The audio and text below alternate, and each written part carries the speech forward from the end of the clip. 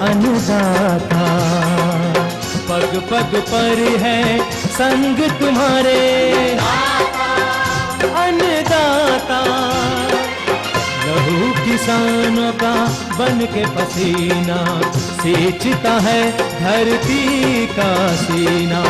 मेहनत का तेरी हक दिलवाने, नई तकनीक नई खोज बताने। पशुधन को गुणवान बनाना, पौध सुरक्षा को सिखलाना, खेती के सब गुर समझाने, भारत का सरताज बनाने। आठों पहर है संग तुम्हारे अन्नदाता अन्नदाता। नमस्कार, मैं हूं कात्यायनी चतुर्वेदी और आप सभी दर्शकों का अन्नदाता कार्यक्रम में बहुत स्वागत करती हूं। हर रोज की तरह कार्यक्रम में लेकर आई हूं खेती बाड़ी से जुड़ी हुई बहुत सारी लाभकारी जानकारियां। तो चलिए सबसे पहले देखते हैं क्या है विशेष आज के कार्यक्रम में। धान की फसल को क्षति पहुंचाने वाले कीट और रोगों का कैसे करें समेकित प्रबंधन।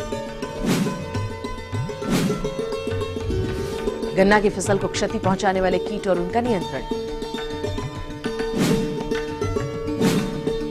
अधिक पैदावार हेतु अरबी की फसल में किए जाने वाले जरूरी कार्य।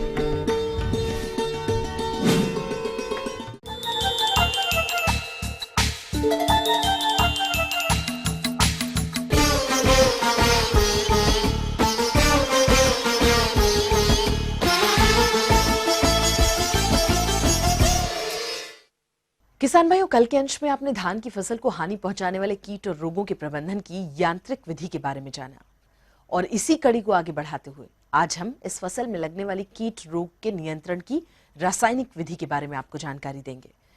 क्योंकि हमारे जो भी किसान भाई किन्हीं कारणवश शस्य क्रिया विधि या यांत्रिक विधि का प्रयोग अपनी धान की फसल में नहीं कर पाते हैं, तो वो इन हानिकारक कीट और रोगों के नियंत्रण के लिए अंतिम विकल्प के रूप में फसल में रासायनिक दवाओं का प्रयोग करें, जिससे वो इन हानिकारक कीट और रोगों से अपनी धान की फसल को बचाकर इससे आशानुरूप उपज ले सकें। तो आप अपनी धान की फसल को क्षति पहुंचाने वाले कीट और रोगों का रासायनिक विधि से नियंत्रण किस तरह से करेंगे, आइए जानते हैं कार्यक्रम के इस विशेष अंश के माध्यम से। समेकित नाशी जीव प्रबंधन में आखिरी विकल्प रासायनिक कीटनाशकों का प्रयोग। फसल की अवस्था की वजह से कौन कौन से कीटनाशक रोग कीट के ऊपर प्रभाव डालते हैं, अब हम इसकी जानकारी लेते हैं। तना छेदक स्टेम बोरर। पौध को निकालने के 5 दिन पूर्व कार्बोफ्यूराइन 3G का 200 ग्राम दानेदार दवा का प्रयोग करने से रोपाई उपरांत 25 से 30 दिन तक फसल पर कीट का प्रकोप नहीं होता है। सूत्रकृमि। बीज बुवाई के पहले 1 एकड़ के 20वें भाग यानी पौधशाला में 2 किलोग्राम कार्बोफ्यूराइन 3G का प्रयोग करें या पौधरोपण के पहले खेतों में कदवा के समय 50 किलोग्राम प्रति एकड़ नीम केक का प्रयोग करें। पौधशाला अवस्था में खरपतवार नियंत्रण के लिए बीटाक्लोर 50 EC 1.5 से 2 लीटर को 200 लीटर पानी में मिलाकर बुवाई के 7 से 8 दिन के उपरांत छिड़काव करना चाहिए, अथवा बुवाई के 14 से 15 दिन उपरांत Sai high-low pop butyl 10 EC 400 millilitre को 200 लीटर पानी में मिलाकर प्रति एकड़ में छिड़काव करना चाहिए। गॉलमेज तना छेदक कीट जिस खेत में प्रकोप करता है, वहां पौध रोपाई से पहले पौध उपचार करना अत्यंत आवश्यक है। 250 मिलीलीटर क्लोरोपाइरीफॉस को 250 लीटर पानी में मिलाकर इस घोल से 1 एकड़ में लगाए जाने वाले पौध को 12 घंटे तक उपचारित करें। यह कीटनाशक रक्षा कवच जैसा काम करके पौध रोपण के 22 से 25 दिन तक किसी भी प्रकार के कीट को आने से रोकता है। रोपाई उपरांत खरपतवार नियंत्रण के लिए 1 वर्षीय खरपतवार नियंत्रण हेतु ब्यूटाक्लोर 50 EC 1 लीटर से 1.5 लीटर या एनिलोफॉस 30 EC 500 मिलीलीटर या प्रिटिलैक्लोर 50 EC 500 मिलीलीटर अथवा बेंथियोकॉर्ब 50 EC 1.5 से 2 लीटर प्रति एकड़ के हिसाब से 25 किलो बालू में मिलाकर 3 से 5 दिन के अंदर छिड़काव करके खरपतवारों से नियंत्रण पाया जा सकता है। सभी प्रकार के खरपतवार यदि धान के खेत में उगते हैं तो उसके नियंत्रण हेतु प्रति एकड़ 4 किलो 5% दानेदार ब्यूटोक्लोर एवं 4 किलो 2,4-D इथाइल एस्टर को 20 किलो सूखे बालू में मिलाकर रुपाई के 3 से 4 दिन के अंदर छिड़काव करने से सभी प्रकार के खरपतवारों पर नियंत्रण पाया जा सकता है। और इन दवाओं के प्रयोग के समय खेत में 3 से 4 सेंटीमीटर पानी भरा होना चाहिए तथा खेत का पानी बाहर ना निकले, इसके लिए समुचित उपाय करने चाहिए। कल्ले की अवस्था में तना छेदक, गोलमिच, पत्ती लपेटक, भूरा हरा एवं सफेद फुदका, सैनिक एवं हिस्पा कीट के नियंत्रण के लिए कार्बोफ्यूरान 3G दानेदार 10 किलोग्राम या फॉरेट 10G दानेदार 5 किलोग्राम या काट ऑफ हाइड्रोक्लोराइड 10 किलोग्राम दानेदार प्रति एकड़ के हिसाब से खेतों में बिखेर दें या मोनोक्रोटोफॉस 1.6 मिलीलीटर या क्लोरोपाइरोफॉस 2 मिलीलीटर या फॉस्फोमिडान 2 मिलीलीटर दवा प्रति लीटर पानी में मिलाकर छिड़काव करें।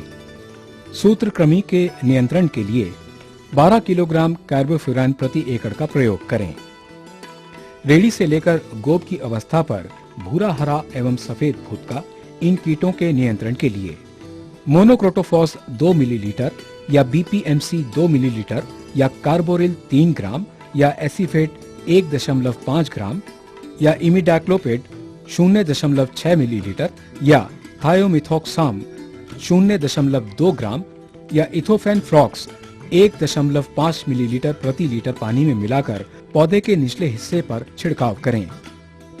पुष्पण अवस्था से दाना बनने की अवस्था तक सैनिक कीटों के नियंत्रण के लिए क्विनोलफास 2 मिलीलीटर या मोनोक्रोटोफॉस 1.6 मिलीलीटर और या डाइक्लोरोवॉस 2 मिलीलीटर प्रति लीटर पानी में मिलाकर फसल पर छिड़काव करें।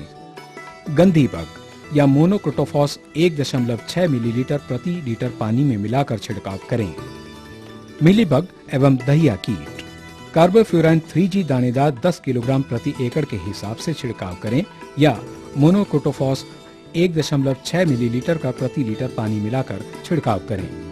झोंका 1 ग्राम कार्बेंडाजिम या 1 मिलीलीटर एडिफेनफॉस या 0.6 ग्राम ट्राइसाइक्लोजोल प्रति लीटर पानी में मिलाकर छिड़काव करें।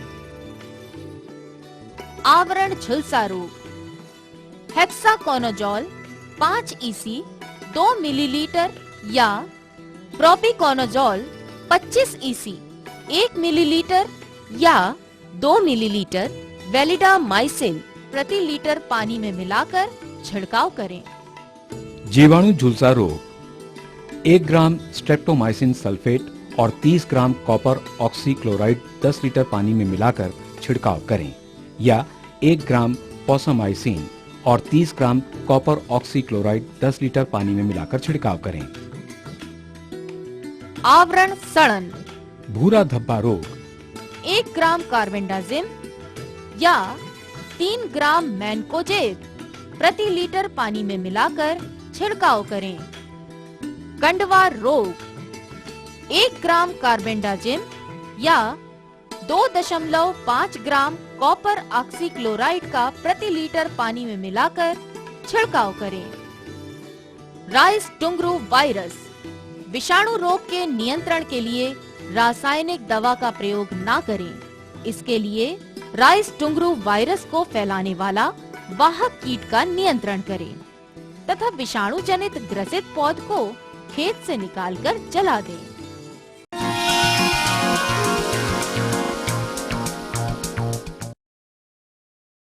तो ये थी कुछ उपयोगी जानकारियां। अब एक छोटे से ब्रेक के लिए यहाँ रुक रहे हैं, जल्द लौटेंगे। कार्यक्रम में आगे हैं महत्वपूर्ण जानकारियां, बने रहिए हमारे साथ।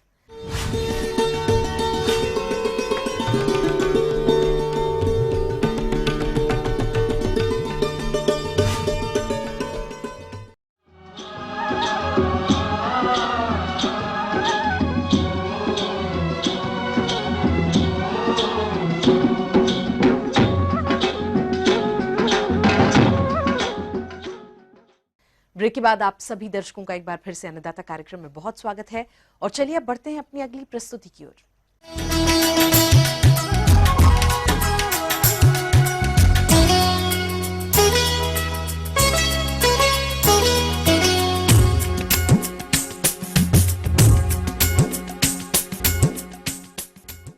हमारे राज्य के जो भी किसान भाई गन्ने की खेती कर रहे हैं वो इस समय बुआई के समयानुसार बढ़वार की अलग अलग अवस्थाओं पर है, लेकिन इस फसल पर वर्तमान में कुछ कीटों का प्रकोप देखने में आ रहा है, जिनका नियंत्रण समय से अगर नहीं किया गया तो फसल की बढ़वार तो प्रभावित होगी ही, साथ ही आगे चलकर ऐसी फसल से गन्ना की पैदावार भी कम मिलेगी।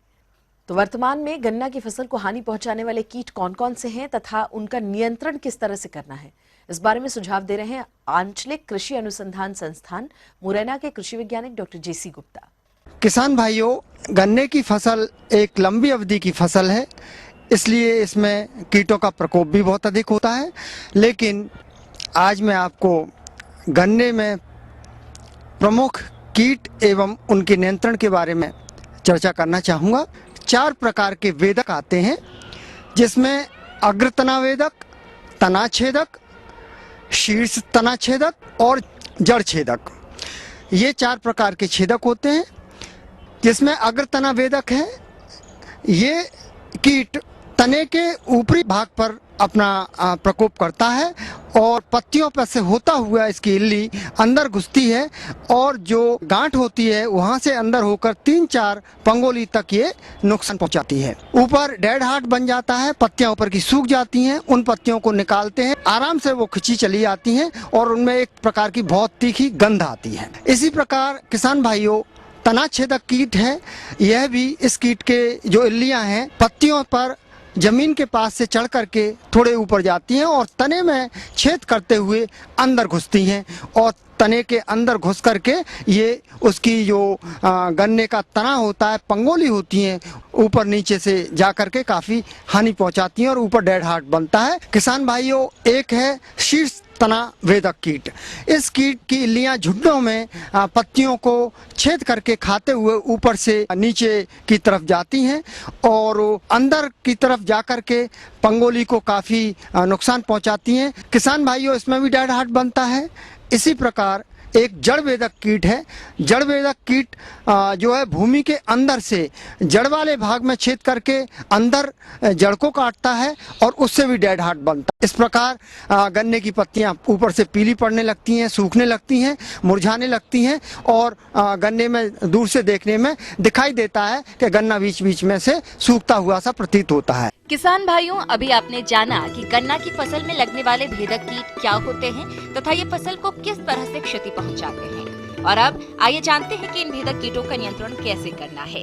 इनके नियंत्रण करने के लिए किसान भाइयों, फोरेट टेंजी आता है, ये 20 किलोग्राम दवा प्रति हेक्टेयर के हिसाब से खेत में भुरकाव कर दें, या फ्यूराडान जो दवा है वो 30 किलोग्राम दवा प्रति हेक्टेयर के हिसाब से आप जो है भुरकाव कर देंगे तो इन कीटों से हमारी जो गन्ने की फसल है वो आसानी से बच जाएगी। किसान भाइयों, इन कीटों के अलावा गन्ना की फसल को रस चूसक कीट भी काफी नुकसान पहुंचाते हैं। तो वो रस चूसक कीट कौन कौन से हैं तथा इनका नियंत्रण किस तरह से करना है, आइए जानते हैं। किसान भाइयों, पायरेला कीट छोटा एक काले रंग का कीट होता है। ये जो है रस चूसने वाले कीट होते हैं।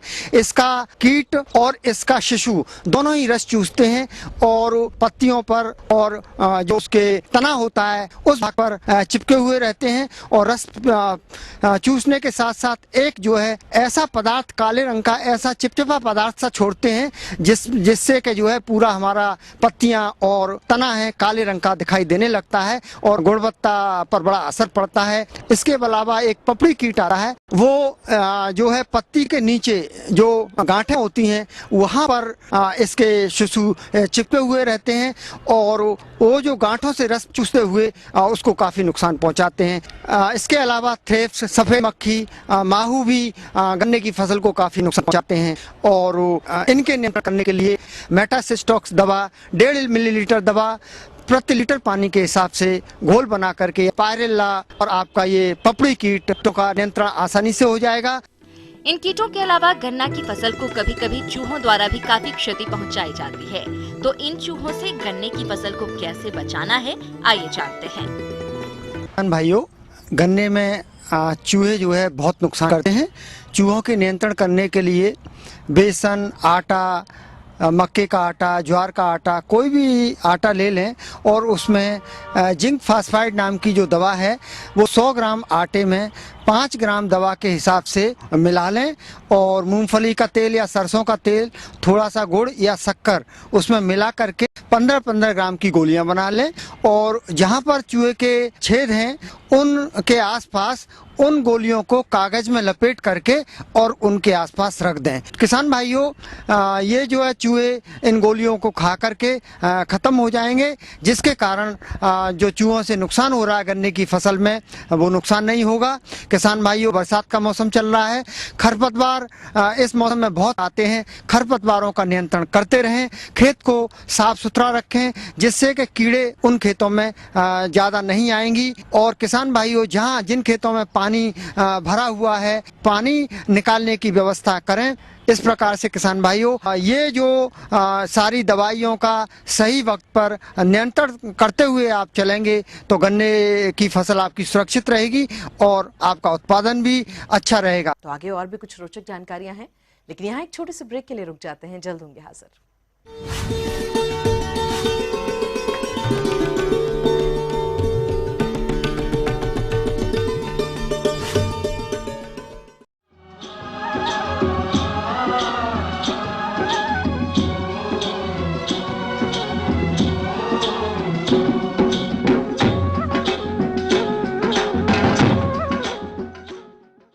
ब्रेक के बाद आप सभी दर्शकों का अन्नदाता कार्यक्रम में एक बार फिर से स्वागत है और चलिए अब रुख करते हैं अपनी अगली कड़ी की ओर।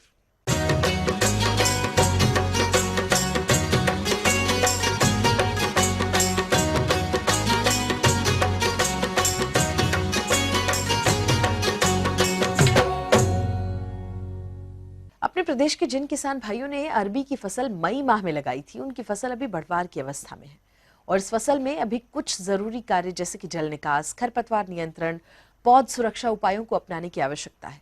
इन कार्यों को समय से करने पर ही आपको अधिक पैदावार मिलेगी। तो इन सभी कार्यों को कैसे और कब करें, इस बारे में जानकारी दे रहे हैं कृषि वैज्ञानिक डॉक्टर RS सिंह। अरबी की खेती 2 सीजन में करते हैं, ग्रीष्मकालीन और वर्षाकालीन। अभी वर्षाकालीन खरीफ में जो किसान भाई लगाए होंगे अरबी का पौधा 1 से 1.5 फीट का हो गया होगा। किसान भाइयों, अरबी की फसल में खरपतवारों का काफी प्रकोप होता है और इससे फसल को काफी नुकसान पहुंचता है। तो इन खरपतवारों की रोकथाम के लिए आपको किस समय पर करें इसकी निराई गुड़ाई, ताकि खरपतवारों से निजात पा सकें, आइए जानते हैं। तो उसमें सबसे पहले आप खरपतवार का नियंत्रण के बारे में सोचें। पहला जो खरपतवार नियंत्रण है 30 दिन के बाद, दूसरा 60 दिन और तीसरा 90 दिन के बाद करते हैं। कम से कम दूसरी बार अभी जो खुरपी से करेंगे खरपतवार का नियंत्रण 50 से 60 दिन में आपको करना है। करीब 80 से 90 दिन के बाद आपका तीसरा खरपतवार नियंत्रण का समय आ जाता है। उस समय भी आपको खरपतवार का नियंत्रण करना है, खुरपी द्वारा ही आप करें। फर्टिलाइजर का, बैलेंस फर्टिलाइजर का जो शेष आपके फर्टिलाइजर होगा नाइट्रोजन और पोटास का, किसान भाइयों जब इसकी निराई गुड़ाई कर दें तब जो शेष बची हुई उर्वरकों की मात्रा का प्रयोग करें। तो किस प्रकार से करें उर्वरकों का प्रयोग, आइए जानते हैं। उसका 1/3 मात्रा को उपरिवेशन के रूप में आप दे देंगे। फिर बचा होगा 1/3 नाइट्रोजन और पोटास, उसको भी उपरिवेशन के रूप में आप दे दें। किसान भाइयों जब आपकी फसल 15 से 20 सेंटीमीटर की हो जाए तब अरबी की फसल में अच्छी तरह से मिट्टी चढ़ाने का कार्य करें, जिससे इसकी जड़ मजबूत होती है। साथ ही इस फसल में कीटों की रोकथाम के लिए आपको कौन कौन से कीटनाशी दवाओं का प्रयोग करना चाहिए, आइए जानते हैं। उसके पौधे पर, उसके जड़ के पास में मिट्टी चढ़ा दें। किसान भाई इसके बाद आप पौधा संरक्षण के बारे में भी थोड़ा सा ध्यान रखना पड़ेगा आपको। तो पौधा संरक्षण में इसमें ज़्यादा कुछ प्रॉब्लम नहीं होता है। एक तंबाकू के इल्ली एक नामक एक कीट है, पत्तों का रस चूसता है और इस हिसाब से उसको पौधा को कमज़ोर कर देता है। कोई भी कीटनाशी जैसे कार्बरिल का एक बार आप छिड़काव कर दें, करीब 15 दिन के अंतराल पे दूसरा छिड़काव करने से फिर इसका पूर्ण रूप से नियंत्रण हो जाता है। इसके बाद इसमें एक लाही भी आता है। तो लाही के नियंत्रण के लिए कीटनाशी है, जैसे मेटालिक्सिल है। मेटालिक्सिल का छिड़काव करने से लाही का भी अच्छा से नियंत्रण हो जाता है। तो झुलसा रोग के नियंत्रण के लिए आपको कोई भी फंगिसाइड जैसे डाइथेन M45 का 0.2% घोल आप 15 दिन के इंटरवल पे 2 बार अगर छिड़काव कर देते हैं तो उससे झुलसा रोग का काफ़ी हद तक नियंत्रण हो जाता है।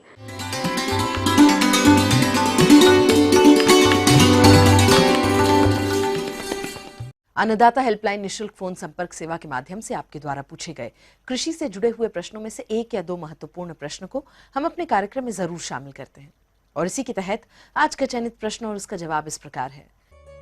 अन्नदाता निशुल्क फोन संपर्क सेवा के माध्यम से पूछे गए प्रश्नों में से आज हमने जिस प्रश्न को कार्यक्रम में शामिल किया है उसे पूछा है ग्राम तितरी, जिला रतलाम के कृषक राधेश्याम पाटीदार ने। यह सोयाबीन की फसल में खरपतवार नियंत्रण के बारे में जानकारी चाहते हैं। तो राधेश्याम पाटीदार जी, आपकी जानकारी हेतु प्रस्तुत है कार्यक्रम का यह अंश। सोयाबीन का खरपतवार प्रबंधन कैसे करें? किसान भाइयों, जैसा कि हम जानते हैं कि खरपतवार के कारण हमारी फसलों का लगभग 30 से 40% और यहाँ तक कि 50 से 60% नुकसान होता है। तो अगर हम खरपतवार को समय से निकालेंगे नहीं, खरपतवार का उचित प्रबंधन नहीं करेंगे तो निश्चित रूप से हमारी जो पैदावार है वो 40 से 50% कम होगी। किसान भाइयों, खरपतवार ऐसे अनचाहे पौधे हैं जो फसलों के साथ पानी, प्रकाश, पोषक तत्वों और स्थान के लिए प्रतिस्पर्धा करके अधिकांश भाग का उपयोग कर लेते हैं, जिसके फलस्वरूप फसल कमजोर हो जाती है तथा दूसरी तरफ ये खरपतवार फसल में रोग और कीटों को फैलाने का कार्य भी करते हैं, जिससे फसल की पैदावार में भारी गिरावट हो जाती है। इसके अलावा इन खरपतवारों के बीज फसलों की उपज में मिलकर इसकी गुणवत्ता को खराब कर देते हैं। किसान भाइयों, अब प्रश्न उठता है कि इन खरपतवारों का जमाव और फैलाव कैसे होता है। तो इनका जमाव और फैलाव बीजों में प्रयोग होने वाले अशुद्ध बीजों द्वारा पिछले फसल में उगे खरपतवार के बीजों से, पशुओं के गोबर और चराई से, सिंचाई जल में बहकर आने वाले खरपतवार के बीजों से होता है। तो किसान भाइयों, खरपतवार प्रबंधन के लिए अगर संभव हो तो अपना परंपरागत तरीके हैं जैसे कुल्पा या डोरा चला करके खरपतवारों को प्रबंधन कर सकते हैं, जो कि 15 से 20 दिन की अवस्था पर करेंगे तो खरपतवार प्रबंधन के साथ ही अपने जो मिट्टी में मृदा का संचार होगा, जिसके साथ जड़ों का विकास होगा तथा वनस्पतिक वृद्धि होगी, पौधा स्वस्थ होगा तो निश्चित रूप से हमारी जो पैदावार है ज़्यादा होगी। गर्मियों में खेतों की गहरी जुताई तथा मानसून से पहले प्राप्त वर्षा जल का लाभ उठाकर जुताई करने से खरपतवारों के अवशेष तथा वर्षा उपरांत उगे खरपतवार नष्ट हो जाएंगे। समुचित फसल चक्र अपनाना, खरपतवार रहित प्रमाणित बीजों का प्रयोग करना चाहिए। बुवाई हमेशा लाइनों में करें और पौधों से पौधों की दूरी और लाइन से लाइन की दूरी उचित रखें, जिससे निराई गुड़ाई करने में आसानी रहती है। उगे हुए खरपतवारों को नष्ट करने के लिए निकाई गुड़ाई करते रहें। खेतों में पूरी तरह सड़ी हुई गोबर या कंपोस्ट खाद का ही प्रयोग करें। खरपतवारों वाले क्षेत्रों से चराई करने आए हुए पशुओं की चराई खेतों में न कराएं। हरी खाद का प्रयोग करने से खरपतवार कम उगते हैं। किसान भाइयों, आजकल लेबर की समस्या के कारण हमें रासायनिक खरपतवारनाशियों का उपयोग करना पड़ रहा है, तो उसके लिए हम अपनी बहुत सारी खरपतवारनाशी दवाइयाँ हैं। एक नाम हम हमेशा सुनते हैं पेंडीमेथिलीन। पेंडीमेथिलीन का प्रयोग बुआई के बाद मगर बीज अंकुरण के पहले हम करें, यानी कि बुआई के 24 घंटे पहले पेंडीमेथिलीन का उपयोग करें।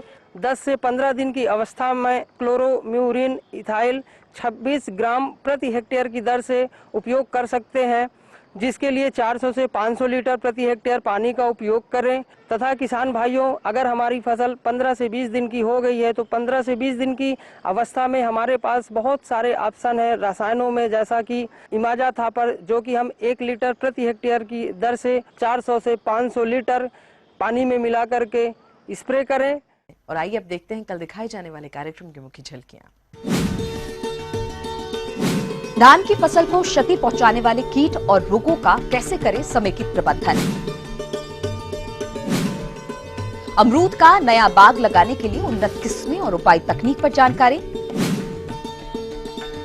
हम ये उम्मीद करते हैं कि आज का कार्यक्रम आप सभी दर्शकों के लिए उपयोगी रहा होगा। किसान भाइयों, अन्नदाता आपकी सेवा के लिए संकल्परत है और कृषि संबंधित समस्या और सुझावों के लिए आप हमें इस पते पर संपर्क भी कर सकते हैं। तो हमारा पता नोट कर लीजिए। प्रोड्यूसर अन्नदाता, ETV Madhya Pradesh Chhattisgarh, Ramoji, film city Hyderabad 501512 और साथ ही आप हमें ईमेल भी कर सकते हैं। तो हमारा ईमेल एड्रेस है annadatamp@etv.co.in। और इसके अतिरिक्त आप हमें निःशुल्क हेल्पलाइन नंबर 180010845999 पर सोमवार से शनिवार सुबह 10 बजे से शाम 4 बजे के बीच में कभी भी संपर्क कर सकते हैं। तो फिलहाल अन्नदाता की पूरी टीम को दीजिए इजाजत, लेकिन इस वादे के साथ कि कल फिर होगी आपसे इसी समय मुलाकात कृषि संबंधित कुछ और महत्वपूर्ण जानकारियों के साथ। तब तक के लिए नमस्कार।